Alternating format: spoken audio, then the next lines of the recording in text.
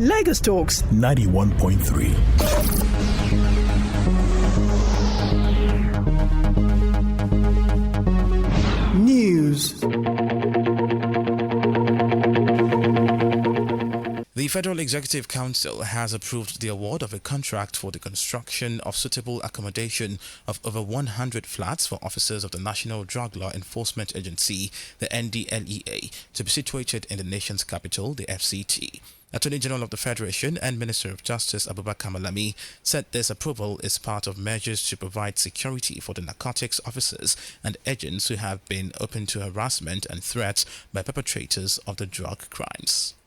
2 contracts were awarded for the construction of accommodation for narcotics superintendent and narcotic assistant blocks, each consisting 6 numbers of 3-bedroom semi-detached flats, 12 flats and 5 blocks, each consisting 16 number 1-bedroom terraces flats, 80 flats, total 92 flats at the cost of 2,267,785,450 naira 83 kobo. And the second contract in the sum of 2,889,480,320 naira 55 kobo. Our correspondent Faliat Adinekon reports that Minister of Agriculture and Rural Development Mohammed Abubakar said the council approved the review of the 2022 National Agricultural Seed Policy with the aim of providing Nigerian farmers easy access to quality seeds that can compete in the world market. So this revision seeks to conform with global best practice in yield. Our farmers must have access to best quality seed that have been fortified, seed that can produce the yield that will be worth their while, seeds that can produce again the produce that can compete in the world market. This is the basis for this particular policy. For seeds, what you plant is what you reap. With the current continuous development in technology, seeds are always being upgraded, standardized, fortified with several vitamins. There's also the issue of genetically modified organisms, or seeds, if you will. The Director General of the National Senior Citizen Center, the NSCC, Dr. Omokaro, has emphasized the need for a long-term care system which makes for a dignified life and provides the desired care for the older community. Omokaro made the disclosure yesterday in Abuja while advocating that Nigeria builds a consensus which favors that older persons have a right to dignity, right to security, and that there is a high stake for human and institutional capacity development for this class of citizens.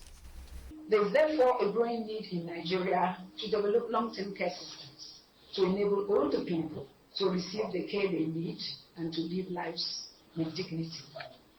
Organized care services can be compatible with cultural values and also can retain family involvement and respect for norms and family obligation. And that is what we will attempt to do. Looking at the cultural context of Nigeria at the same time, focusing on transformation towards global. The President-elect, Senator Bola Tinubu, has left the country. His media aide, Tunde Rahman, in a statement yesterday said Tinubu decided to take a break after the hectic campaign and election season to rest in Paris and London, preparatory to going to Saudi Arabia for Lesser Hajj, Umrah and the Ramadan fasting. Rahman noted that while away, the President-elect will also use the opportunity to plan his transition program ahead of the May 29 inauguration and cautioned media organizations against publishing rumors, fake news and unverified claims, urging them to always seek clarifications from Tinubu's media office before publishing. The leadership of the Nigeria Labour Congress, the NLC, has said it will start mobilizing all workers to picket all Central Bank of Nigeria's offices nationwide starting Wednesday next week till when the federal government decides to make cash available for citizens and end the current naira and fuel scarcity across the country. The NLC president, Comrade Joseph Ajaero, disclosed this yesterday in Abuja. From this week, from Friday, there will be mobilization of all state councils through a next meeting. All unions have already been directed to mobilize all their organs and their branches by Wednesday next week. All central bank offices nationwide will be picketed.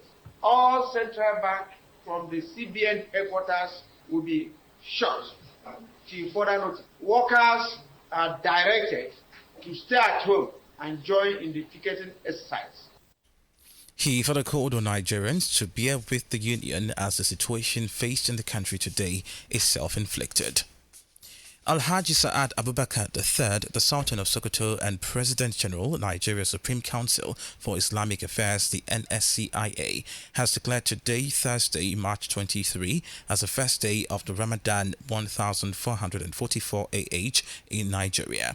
Abubakar announced the sighting of the new crescent moon in Sokoto on Wednesday in a radio and television broadcast. The Sultan urged Muslim faithful to devote themselves fully to the worship of Allah throughout the holy month, urging them to use the period to pray for the progress, peace and prosperity of the nation.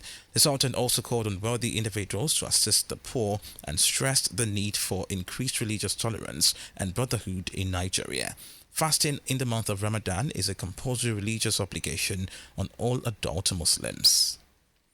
The INEC has declared Alex Otti, candidate of the Labour Party, as the winner of the March 18 gubernatorial election in Abia State. INEC had on Monday suspended collation of the governorship election results after its officials were attacked by thugs in the Obingwa local government area of the state.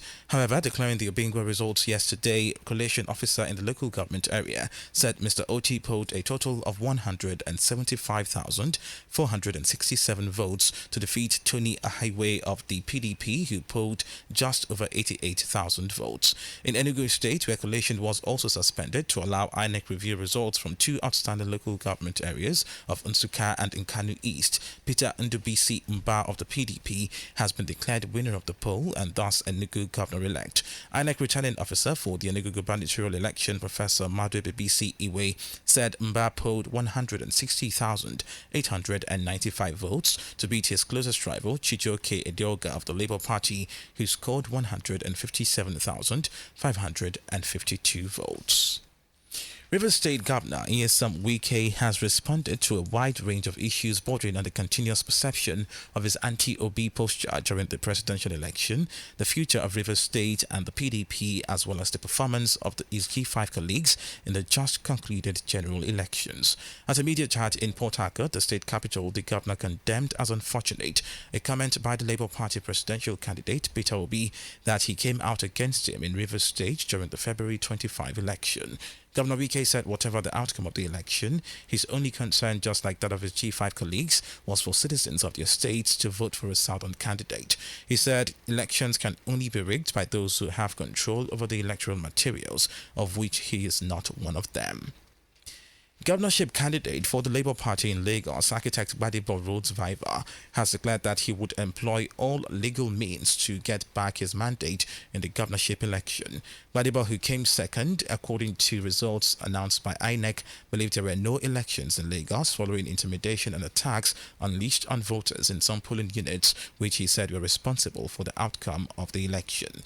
To this end, the Labour Party has introduced a grvcare2023.com platform, urging victims of election violence to upload evidence, adding that the Labour Party is ready to foot their medical bills as a caring political party. He called on Lagosians to speak out against the menace of thuggery, stressing that there can be no peaceful elections under a Tinubu presidency. We have thugs that carry out all sorts of violence against the people of Lagos. Anybody, you, I, will eventually be victims of this thing. It will not discriminate whether I speak Yoruba or Hausa or Igbo. It will not discriminate.